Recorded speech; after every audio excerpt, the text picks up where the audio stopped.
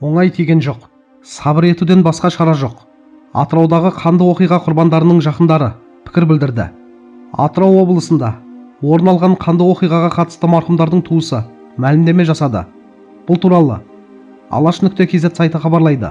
КТК телеарнасының тілшісі Жанат Молдашеваға құрбандардың жақыны Шалқар Мұханғалиев сұхбат берді. Қылмыскерлер ұсталды. Елге әкелді деген кезде бір үміт болған еді. Бәлкім тірі шығар дедік. Сондай үмітіміз оянған еді. Бірақ кеше сүйегі табылды дегенді естігенде оңай тиген жоқ. Сабыр еткеннен басқа қолдан келер шара жоқ. Сүйектің табылғанының өзі біз үшін жақсы жаңалық болып тұр. Өмір бойы іздеп жүргеннен қайда кетті, тірі ме деген үміттен гөрі ендігі мақсатымыз елге апару, жерлеу, жаназасын шығару. Сол қызметімізді атқарамыз бұйырса, деді Шалқар Мұханғалиев. Қадірлі көрермендер, мұндай сөздерді оқығанда адамның жүрегі ауырады. Туыстары соңына дейін тірі шығар деп үміттенгені түсінікті.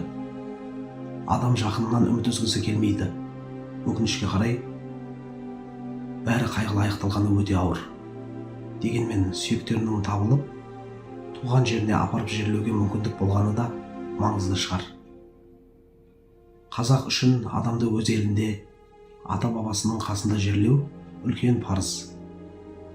Қазір ең қиыны марқұмдардың туыстарына тиіп тұр. Сондықтан оларға тек сабыр тілейміз. Ең бастысы, енді оларды ақты сапарға шығарып, соңғы міндеттерін атқару. Ал бұл істің ақ-қарасын толық тергеу анықтайды деп ойлаймын. Әділ шешім шығып, мұндай қайғылы жағдай енді ешкімнің басына түспесе екен.